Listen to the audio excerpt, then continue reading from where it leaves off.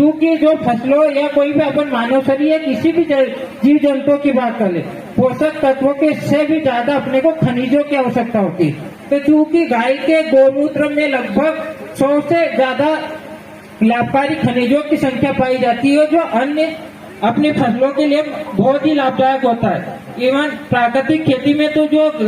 गाय का जो गोमूत्र है उसको अमृत तुल्य माना गया है। तो उसका उपयोग करके कहीं न कहीं अपन प्राकृतिक खेती के माध्यम से हमारी मृदा का जो स्वास्थ्य है वो जो अपना फसल का भी स्वास्थ्य सुधार सकते हैं। तो अगर जब मृदा का स्वास्थ्य सुधरेगा, अपनी फसलों में जो टॉक्सिक सब्सटेंस अगर कम जाएंगे तो उससे हमारा मनुष्य का स्वास्थ्य में भी सुधार होगा। जैसे अभी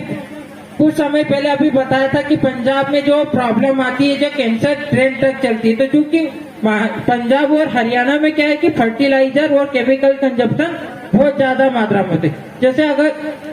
हमारे जिले की बात करते हैं तो अगर 1 एकड़ में अगर 100 मुश्किल से 100 किलो या 100 से 120 किलो फर्टिलाइजर कंजप्शन है, लेकिन पंजाब की बात करते हैं तो वहाँ 350 किलो तक फर्टिलाइजर कंजप्शन है। तो वहाँ की जो जमीन में रेसिडुअल इफेक्ट बहुत ज्यादा, मतलब जो उनके हानिकारक जो तत्व होते हैं वो मृदा में बहुत ज्यादा मात्रा में चले गए। तो इसके कारण वहाँ के जो उत्पाद होते हैं, क्योंकि जो चीजें अपन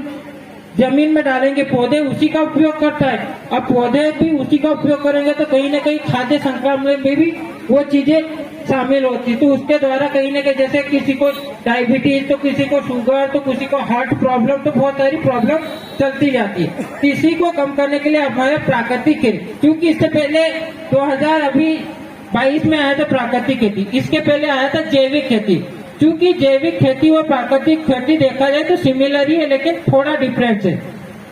जैविक खेती में जो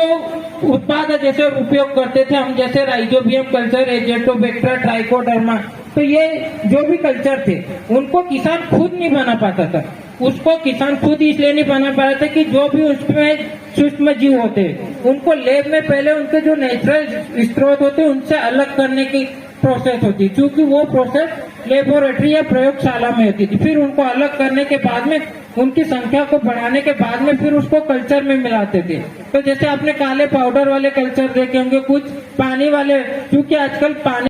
दालों में प्रोटीन होता है तो उनके शरीर को या उनकी संख्या बढ़ाने के लिए प्रोटीन जो बेसन से मिल जाएगा। और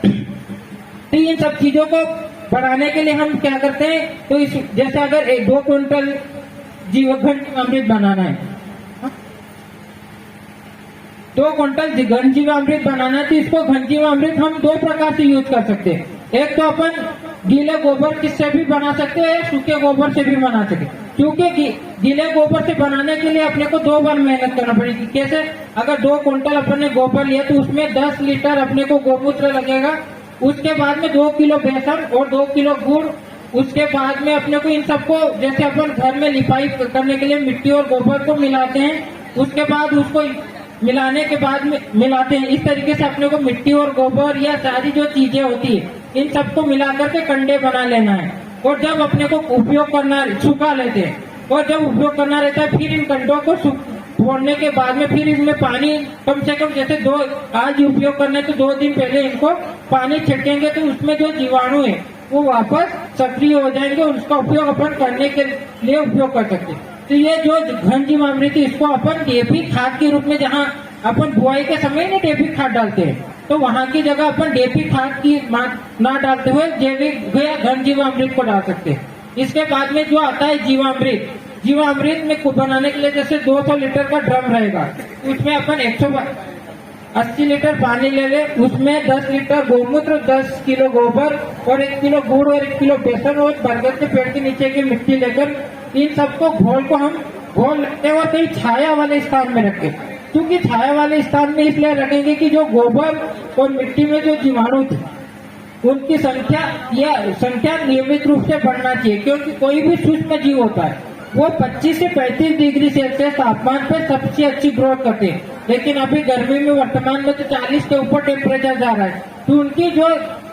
बढ़ने की जो संख्या बढ़ाने की जो क्षमता होती है वो कम हो जाती है। इसलिए कोशिश करो कि उनको छाया में रखो। तो जैसे गर्मी की बात करते हैं तो अगर पेड़ों को नीचे भी रखते हैं तो वो 3 से 4 दिन में वो घन जीवामृत तैयार हो जाते हैं। क्योंकि पहचानेंगे कैसे कि हमारे जीवामृत तैयार होगा। तो जब हम गोबर के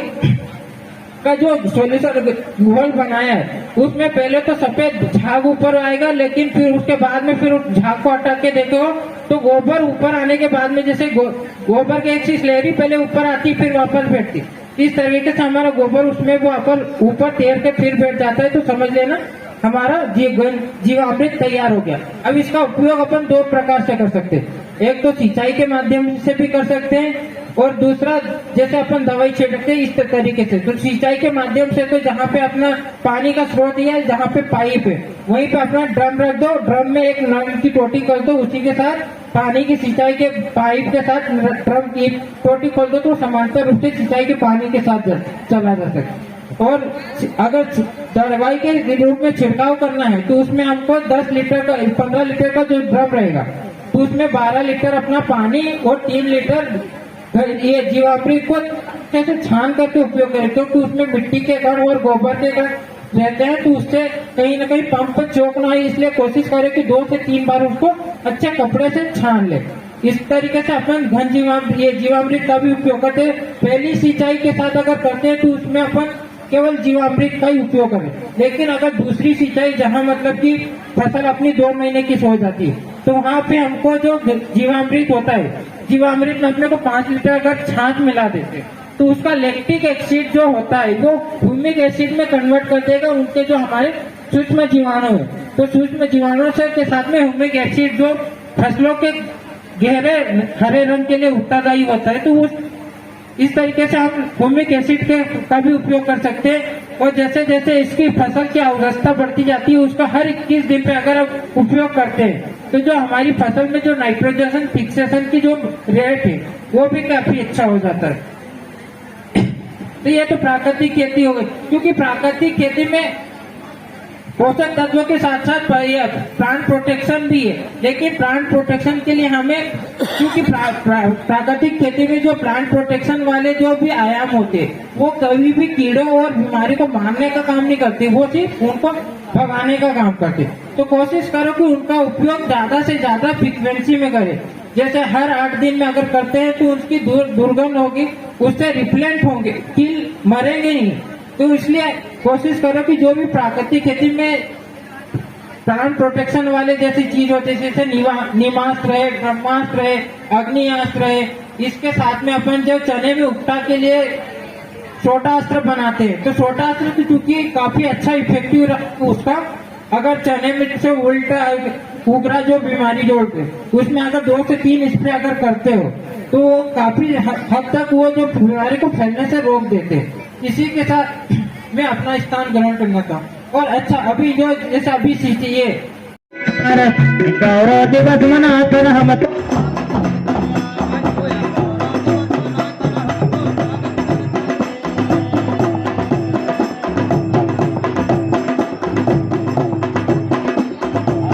क्योंकि 70% की गवर्नमेंट देती है अनुदान,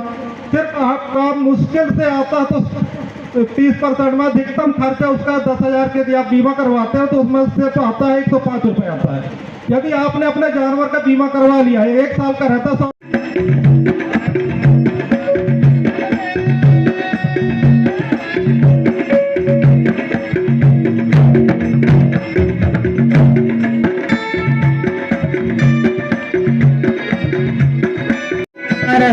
गौरव दिवस मनाते हम